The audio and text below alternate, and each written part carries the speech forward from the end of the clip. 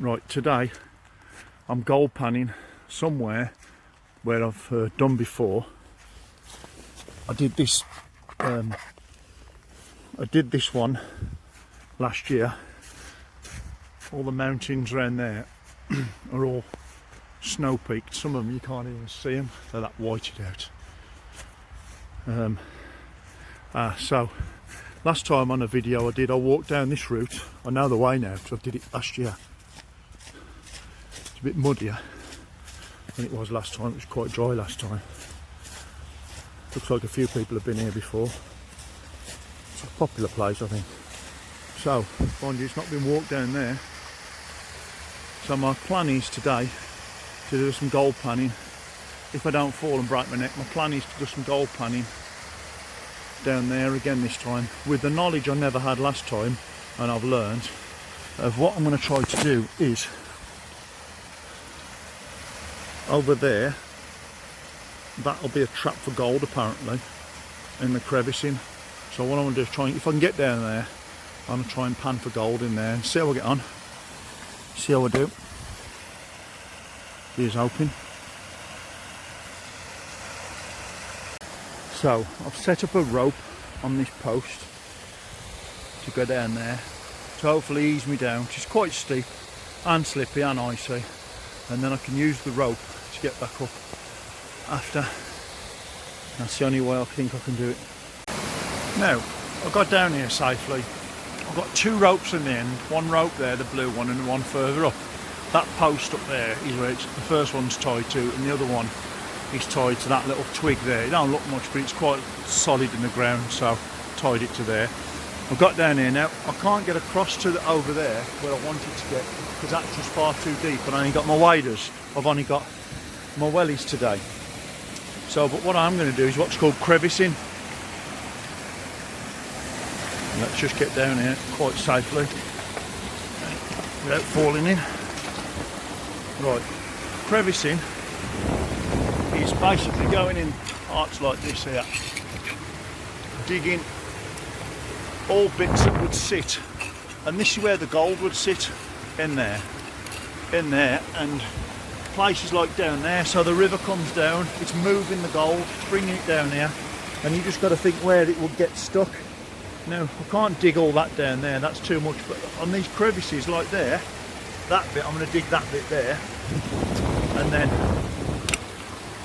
and then you end up with tiny specks of gold in the pan, and that's what you're trying to do. You're trying to now pan it out. Hopefully I'll get something a bit bigger, like a little picker or something, but I'm hoping for small bits of gold, so we'll see how we get on. And then I'm going to do that bit there. So what I do is go in there, get all the bits of silt. It's hard doing it left-handed. See where I need Jack. Jack's left-handed, he could do this job. But you basically just got to go in and get as much. I've got most of it out, to be fair. But you get all that there and just keep topping it into your pan. And I want to get as much out as I can. I ain't really got the right tools for it today. I've just got a metal detecting digging knife. But we'll see anyway. So we've got some in there, and then into the water with it. And this basically this is gold panning. So you give it a bit of a shake, get all the heavy gold to the bottom, and then you just run the top bit off. Like I say, I'm doing it left-handed. In fact, let's swap the hands over. Hold, sit down. Right, so let's do it right-handed. I ain't got my glove on, but right. So this is what you're doing now. Shake it, get all the heavy gold to the bottom, draw it off. Just keep doing that. Shake it, draw it off, and those ridges in the pan is what hopefully catch the gold. So give it a good old shake.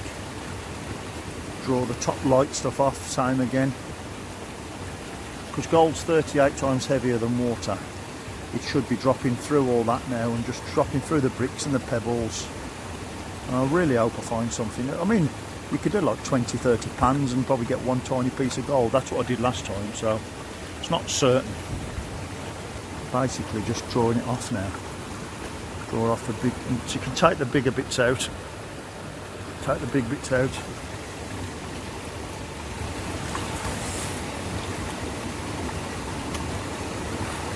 There's a big piece there I've got to get rid of.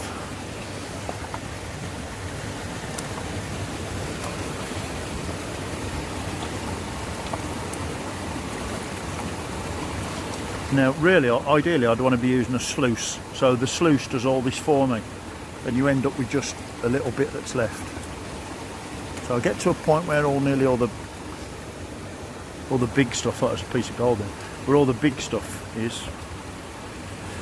I'm going to get rid of those couple of pebbles and then I'm going to, that one, right. Turn the pan around that way. So now I've turned it the other way. So what I want to start doing now is drawing it off.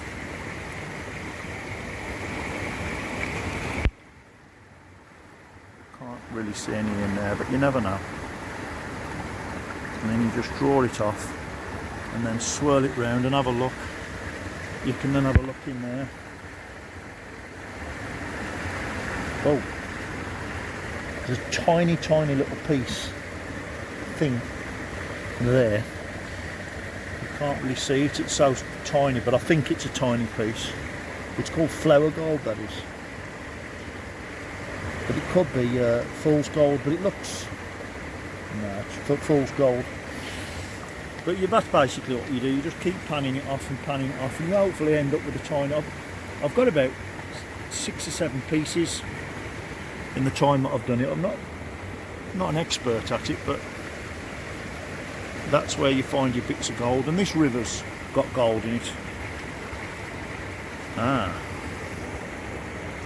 There you go. There's a piece of gold there. Don't know if this camera can see it. It's but there's a tiny piece of gold there. There it is. Where is it? Oh, shift twig. There. I'm going to move the twig. There, at the end of my. There, look. Tiny piece of gold. There you go.